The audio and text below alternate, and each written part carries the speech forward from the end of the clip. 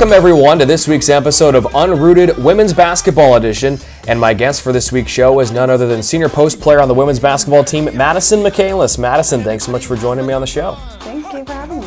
You're very welcome. Let's start by getting to know you a little bit better. This is your second season here on the women's basketball team. You were not on the roster last season, but you were in 2015-2016. How would you say you're a different player from 2016 to what you are now? Well, actually, last year was the first year I've taken off basketball since I started way back when in first grade. So having a year off definitely opened my eyes to kind of how much I really appreciate basketball and the opportunity I have here. So coming back this year, the athletic department really emphasizes gratitude. So I'm just super grateful to be able to be back on the team, going to practice every day because you never know, like an injury or when it could not be here anymore. Yeah. So. When is your last game? Exactly. You don't know when that is, so Hopefully certainly not for a while. Exactly. Yeah, you got a ways to go still. You've been local your entire life. You're from Woodside, just up the road here, just up the El Camino, actually. Back in high school, you led Woodside High to its first ever CCS championship berth. As a high school student, was there much pressure for you being thrust into that scenario? Not too much. In high school, my coach was very focused on team bonding, team chemistry, so everyone kind of have an equal role on the team. So kind of just being able to have that family, kind of like how we have this year, as you guys can see, like we're very close, so kind of that just built up to being able to get where we were, championship. So. Last week, Alexis DeLovio dropped me a spoiler about you, saying that you are easily the biggest dog lover on the team. How much time would you say you spend thinking about your dogs each day? That's going to be hard to admit, but like a lot. All the time? All the time. Like even before this, I'm like, oh, I'm not that big of a dog person. People just give me this face like, are you crazy? Like, yeah, you are. I'm like, okay, maybe just a little. How many dogs? 3. 3. And tell me about them. Oliver is the old man. I've had him for 10 years. Found him on the side of the road, actually my freshman year of high school. Ivy is his little crime partner. She's a little chihuahua too. So 2 chihuahuas. 2 chihuahuas, okay. And LeBron is the baby of the family. He's a pit bull. I wonder where that name came from. Just happens to be a basketball fan too. Oh, really? Yeah. Oh, I never would have guessed that with a name like LeBron. All right, let's talk a little bit about the team now, Madison. The Oaks split their last road trip to end up July. You guys had a win against San Diego Christian. It was interesting because you only scored 68 points, which for most teams they'd be okay with that, but for you guys, you score like 85 a night, it seems. How are you able to find a way to still win by a comfortable margin while only putting up 68 points in the game? So we definitely played one of our better defensive games. Keeping them at a lower points kept our points a little bit lower as well. And then also when they close out our shooters a little bit better than most of the time, we have to score in the paint a little bit more, which also keeps the points down. Not as many threes. Yeah, that certainly helps as well. You lost to Arizona Christian to wrap up the road trip on Saturday. I don't really know how else to describe the game other than maybe a couple of people for Arizona Christian, like Courtney Christmas, literally just had career nights, and that was what did you guys in. Yeah, that was a tough game. A couple of the girls had amazing shooting nights. The first half, they were shooting 60% from the field, which is kind of unheard of. And we really haven't been down like that in a very long time since we played Santa Clara University. So we kind of just didn't respond well to being down by 20 at halftime. So we're definitely going to have them have a good game when they come back here. I was going to say, you got them back on the final homestand of the season, so that's when revenge comes in. The conference is really shaping up in an interesting way because you have so many ranked teams clustered at the top within a game or two of first place. How does the second time through the schedule serve to be an advantage for you guys, having already played them once and now knowing how to adapt and respond to finishing out the season strong with the final 7? Well, the 2 conference games we've lost so far, Westmont and Arizona, thankfully we lost them away. So the second time around, they're going to come here. We're great at home, amazing home crowd, thanks to all the Menlo fans. So we're super hard to beat at home. With our shooting at home is crazy.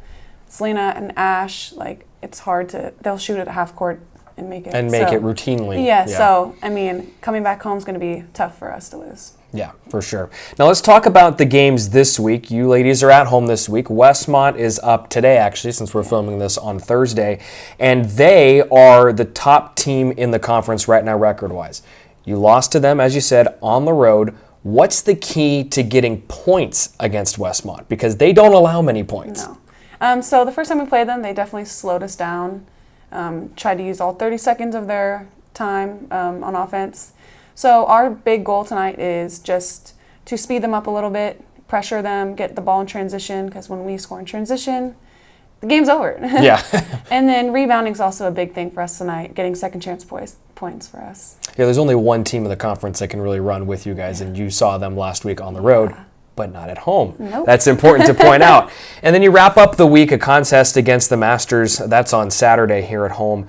What are some challenges that they bring to the table? Because they are receiving votes, so they're a good team, but they're also very young. Yes, they're consistently a good team. I mean, the last 2 years we've been in this conference, they've been at the top.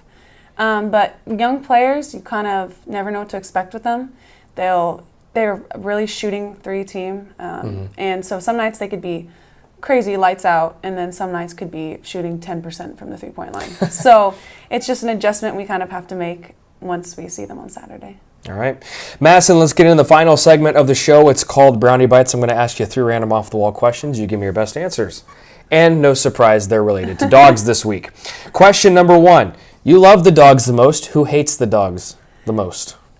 Well, no one on our team is really dog haters. Okay. However, who loves them the least? Yeah. I would actually call out one of our coaches, Coach Kelsey, not a teammate. Ooh, okay. I wouldn't say she's a dog hater, but she has 2 cats, so she's more of a cat lady. One's name is Cosmo, and I don't know what the other one's name is, so I named it Wanda. Smart choice. Yes. Okay, I respect that. If the other cat's name is not Wanda, I will be disappointed. I know. So that's a good call. Fairly Odd Parents. Who didn't watch that? Right on, right on. That's some respect right there. Question number 2. Which teammate would co-own a dog hotel with you? That would probably be Lexi. She's a big dog person. Like, anytime I ever brought my dogs to study hall or anywhere on campus, she's like, can I play with them? Can I watch them? I would come back and they had photo shoots done. Like, it was crazy. That's funny because last week she was kind of playing it almost as if she was annoyed by the fact that you love dogs so much. It probably could be a little annoying. I mean, maybe, but she was talking about when you guys go out for like team meals or something, and you always stop them when you see a dog. And she was, I wouldn't say she was annoyed, but she kind of was like, it just happens every single time. And I'm thinking, so okay, maybe you don't love dogs the most, but you think she would make a good business partner for that? Yeah, or Selena, her twin sister works at a dog hotel. So does she?